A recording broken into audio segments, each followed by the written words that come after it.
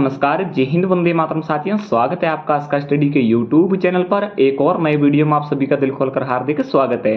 इस वीडियो में अपन बात करने वाले हैं RRB NTPC and group D के मॉक टेस्ट को अपन कैसे अटेम्प्ट करें, उस मॉक टेस्ट को कैसे एनालिसिस करें, या फिर कुछ इजी क्वेश्चन है वो रॉन्ग हो रहे हैं उनको कैसे राइट करें, यानी कि उन पर कैसे ध्यान दें, या फिर जीके में तुक्का मारे कि नहीं मारे।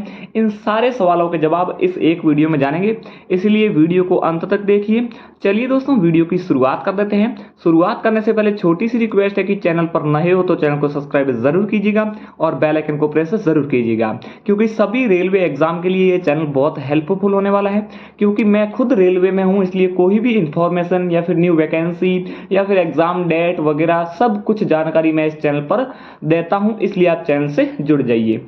चलिए दोस्तों, सबसे पहले वीडियो की शुरुआत करते हैं और उस वीडियो में बने रहें। चलिए दोस्तों, सबसे पहले अपन के 4 क्वेश्चन है कि मॉक टेस्ट को कैसे अटेम्प्ट करें, या फिर मॉक टेस्ट को कैसे एनालिसिस करें, या फिर इजी क्वेश्चन है वो रॉन्ग हो रहे हैं सर उन पे कैसे ध्यान दें, और एक है जीके में तुक्का मारे का नहीं मारे। तो सबसे पहला क्वेश्चन अपना है कि सर मॉक टेस्ट को अटेम्प्ट कैसे करें, यानी कि how to attempt mock test for RRB NTPC या ग्रुप डी या फिर ऑल रेलवेज एग्जाम में अपन मॉक टेस्ट को अटेम्प्ट कैसे करें। यानी कि पहले मैं बात कर दूं आरआरबी एनटीपीसी की, तो आरआरबी एनटीपीसी में अपने जो मॉक टेस्ट यानी कि सीबीटी 1 में क्वेश्चंस है वो मिक्स आते हैं, न कि सेक्शनल वाइज आते हैं। काफ़ी सारे एग्जाम्स ऐसे होते हैं जिनमें जैसे कि रीजनिंग 20 नंबर, इंग्लिश 25 या फिर मैथ 25, ऐसे सेक्शनल वाइज क्वेश्चन आते हैं। उनमें अपन ये तय कर पाते हैं कि अपना जो सब्जेक्ट है, कौन सा सब्जेक्ट स्ट्रांग है, उसको पहले अटेम्प्ट करते हैं। लेकिन सब मिक्स आते हैं, इसको कैसे अटेम्प्ट करें। यानी कि जैसे पहला क्वेश्चन जैसे मैथ का आ गया, वो क्वेश्चन आपसे नहीं हो रहा है तो फिर आप पर दबाव बन जाएगा, फिर वीकनेस महसूस करने के कारण आगे की क्वेश्चन भी आप सही से अटेम्प्ट नहीं कर पाओगे। लेकिन आपको करना ऐसे, सबसे पहले अटेम्प्ट के बारे में आपको बता दूं, तो कोई भी क्वेश्चन आपको नहीं आ रहा है उस क्वेश्चन को आप एक बार छोड़ दीजिए और दूसरे क्वेश्चन पर आ जाइए और उसको सॉल्व कीजिए।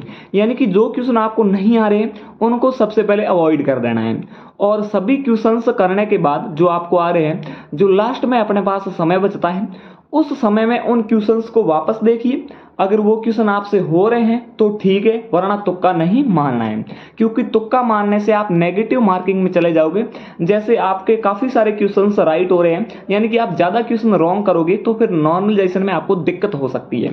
आप काफ़ी सारे क्वेश्चंस राइट करोगे तो आपको नॉर्मलाइजेशन में फ़ायदा हो सकता है, क्योंकि वो एवरेज देखेंगे कि इस स्टूडेंट के कितने क्वेश्चन राइट हो रहे हैं, कितने रॉन्ग हो रहे हैं। यानी कि रॉन्ग का रेशियो देखेंगे, राइट रॉन्ग का रेशियो देखेंगे कि इस स्टूडेंट ने कितने रॉन्ग क्वेश्चन किए हैं। इससे अच्छा है जो क्वेश्चन आ रहे हैं वही अटेम्प्ट कीजिए। सबसे पहले मैंने पहले क्वेश्चन का आपको आंसर दे दिया है, यानी कि मॉक टेस्ट को अटेम्प्ट कैसे करें।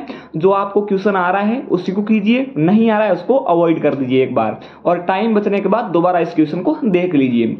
और जैसे कोई भी सेक्शनल क्वेश्चन आते हैं उनमें तो सीधा सा फंडा है कि जो आपका सब्जेक्ट स्ट्रांग है सबसे पहले उसको अटेम्प्ट कीजिए, जो आपका वीक है उसको सबसे बाद अटेम्प्ट कीजिए। आपके माइंड में प्रेशर बिल्कुल नहीं आएगा 1% भी, और आप आराम से अपने एग्जाम को अटेम्प्ट करेंगे आसानी से और सिलेक्शन पा सकते हैं।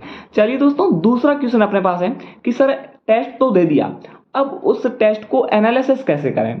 एनालिसिस ऐसे करना है, जैसे मैंने आपको बता दिया काफ़ी सारे क्वेश्चंस हैं वो रॉन्ग होते हैं, तो आपको राइट क्वेश्चन को देखना ही नहीं है, क्योंकि वो सारे आपके क्वेश्चन कवर है, यानी कि वो सारे टॉपिक्स आपके कवर है, इसीलिए क्वेश्चन राइट हो रहे हैं।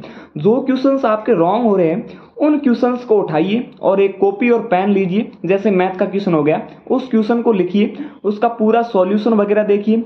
और जैसे मैं आपको एग्जांपल दे देता हूं, जैसे आपके मैथ है, मैथ में परसेंटेज से कोई टाइप का क्वेश्चन रॉन्ग हो गया है, तो उस टाइप के क्वेश्चन को वापस से उस थ्योरी में जाइए जहां से आपने बुक में से सिलेबस पहले कवर किया है, उस बुक्स में वापस से सिलेबस में जाइए और उस क्वेश्चन की टाइप को आप सॉल्व कीजिए, और उसके बाद मॉक टेस्ट में वो क्वेश्चन सॉल्व करने की कोशिश करें। उस क्वेश्चन को आप कभी नहीं भूलोगे, क्योंकि वो क्वेश्चन आपके ऑलरेडी रॉन्ग हुआ है, तो इसीलिए वो क्वेश्चन आप दोबारा से देखोगे तो वो क्वेश्चन आप कभी भूल भी नहीं पाओगे। क्योंकि काफी सारे जैसे अपन को कोई भी रिलेशन वाला जैसे क्वेश्चन पूछता है, अपने को वो क्वेश्चन नहीं आ रहा है, फिर उसके बाद वो आंसर बताता है, तो उस क्वेश्चन को अपन कभी भूलते ही नहीं है।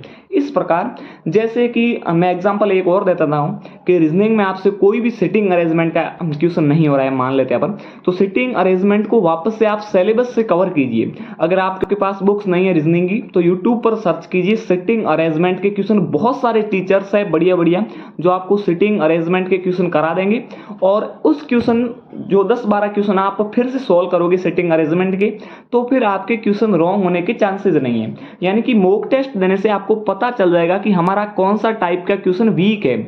इससे रिवीजन भी हो जाएगा। रिवीजन अपने हाई स्कोरिंग मैथ और रीजनिंग दोनों सब्जेक्ट हैं, इन दोनों सब्जेक्ट का मॉक टेस्ट से अपना रिवीजन भी हो जाएगा। क्योंकि कौन से टाइप का क्वेश्चन नहीं हो रहा है उस क्वेश्चन को वापस देखोगे तो रिवीजन तो आसानी से हो जाएगा, और राइट हो रहा है उन क्वेश्चन को देखना ही नहीं है।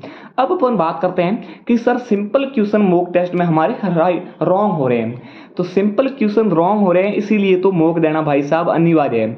क्योंकि काफी सारे ऐसे क्वेश्चंस होते हैं जो अपने को आते हैं लेकिन रॉन्ग हो जाते हैं, तो उन क्वेश्चनों पे आपका माइंड खपेगा। यानी कि माइंड में आप सोचोगे ये इजी से इजी क्वेश्चन हमारा रॉन्ग कैसे हो गया, तो फिर उस क्वेश्चन पर आप ध्यान देने लगोगे और आप धीरे धीरे अपनी नीति में सुधार अपने आप हो जाएगा।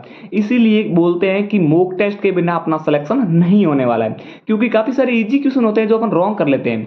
ये गलतियां अगर अपने पहले की हुई होगी ना तो फिर एग्जाम में आपको बेनिफिट मिलेगा, यानी कि बहुत बढ़िया बेनिफिट मिलेगा। इसीलिए मॉक टेस्ट देना अनिवार्य है।